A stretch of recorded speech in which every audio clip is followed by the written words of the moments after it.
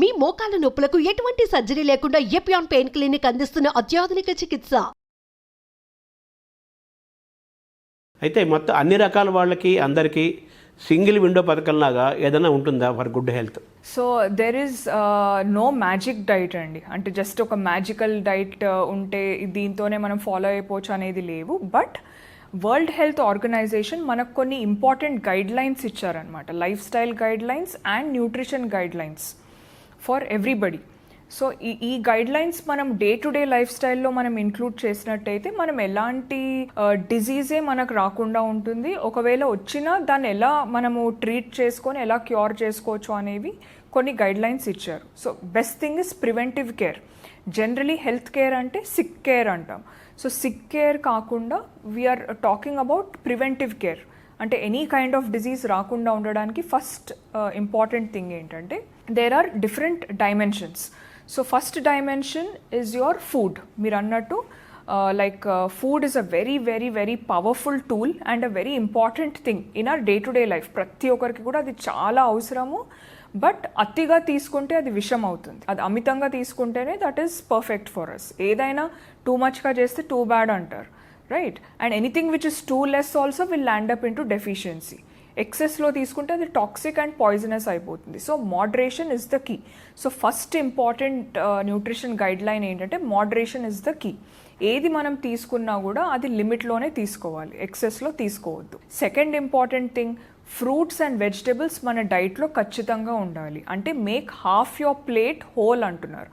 అంటే whole fruits and whole vegetables మన ప్లేట్లో డైలీ మీల్స్లో అట్లీస్ట్ మనం రోజుకి 2 or 3 ఫ్రూట్స్ అన్న మనము ఇంక్లూడ్ చేయాలి. అది కూడా డిఫరెంట్ కలర్ఫుల్ ఫ్రూట్స్. ఇప్పుడు మనకు రెయిన్బోలో we have 7 colours. So 7 different coloured fruits and 7 different coloured vegetables full వీక్లో మనం చేంజ్ చేస్తూ ఉండాలి. Variety is the key. రోజు ఒకటే ఫుడ్ ఐటమ్ తిన్నా కూడా we are bored of it. So variety is the key. Diet should be diversified. అంటే more the variety more the merrier. అంటే ప్రతి ఒక్క ఫ్రూట్లో డిఫరెంట్ వైటమిన్స్ డిఫరెంట్ మినరల్స్ ఉంటాయి. బట్ మన బాడీకి అన్ని వైటమిన్స్ అండ్ అన్ని మినరల్స్ అన్ని యాంటీ ఆక్సిడెంట్స్ అవసరం.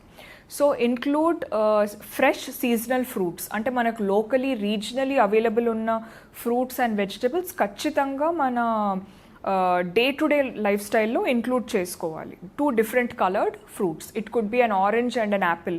Next day have banana and a cup of strawberries. Next day pomegranate and guava. అట్లా కీప్ చేంజింగ్. మొనోటనీ లేకుండా we should have lot of variety of fruits. Vegetables కూడా అంతే. So చాలామంది అడుగుతూ ఉంటారు, మాకు we want some exotic vegetables అంటే avocados, kiwis వేరే కంట్రీస్ నుంచి, some imported once.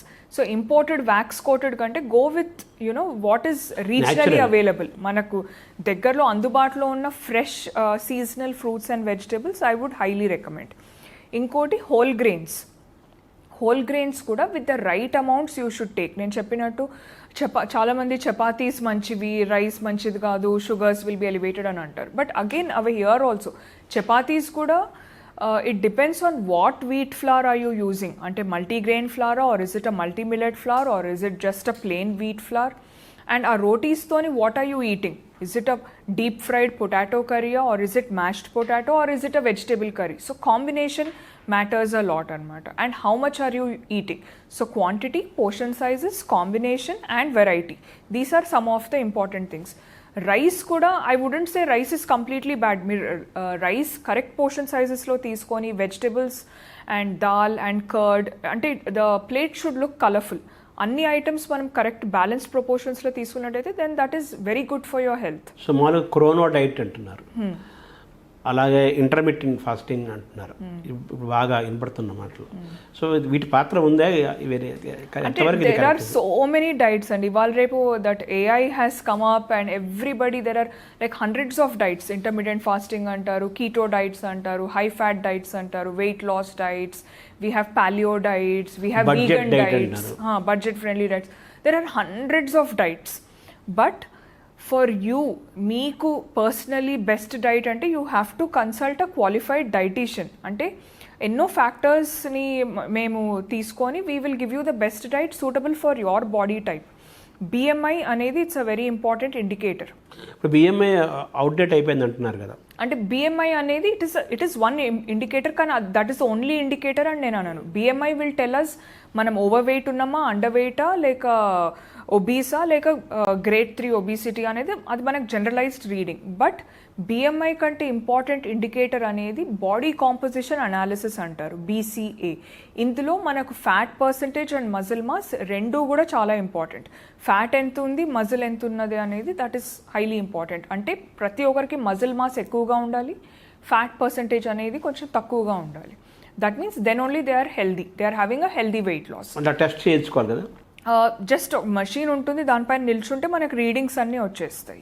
Body composition and analysis machine. For example మీకు సూట్ అయిన అవుట్ఫిట్స్ ప్రతి ఒక్కరికి సూట్ అవ్వవు.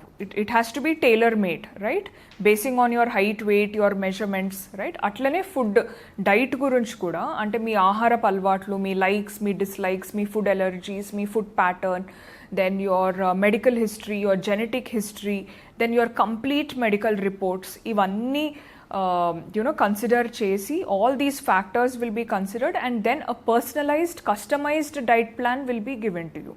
So intermittent fasting anedi andarki suit avvadu, కొందరికే సూట్ అవుతుంది. Again it depends on their life style. వాళ్ళది సెడెంటరీ లైఫ్ స్టైలా, మోడరేట్ లైఫ్ స్టైలా, లేక హెవీ లైఫ్ స్టైలా అనేది తెలుసుకోవాలి. So all these factors and physical activity and sleep also.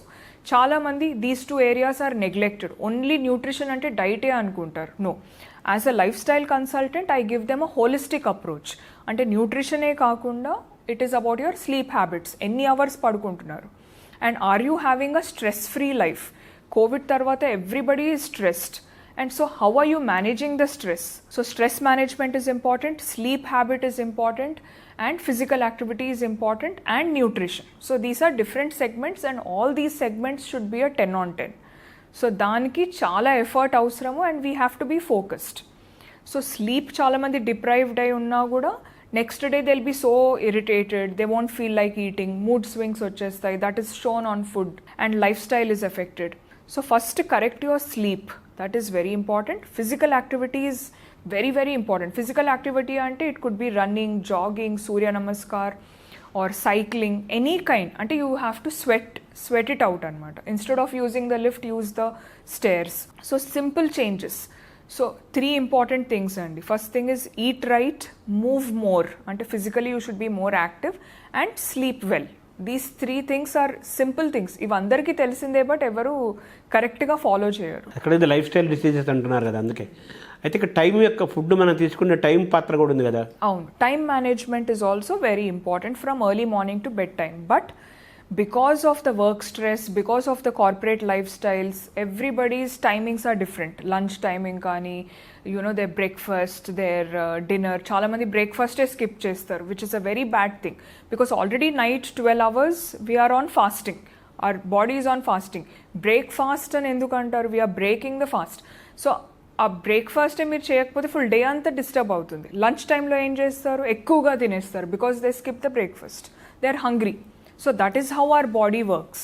ఎప్పుడు కూడా మనం బాడీని కన్ఫ్యూషన్లో పెట్టొద్దు. కన్ఫ్యూషన్లో పెడితే the body becomes more prone to diseases.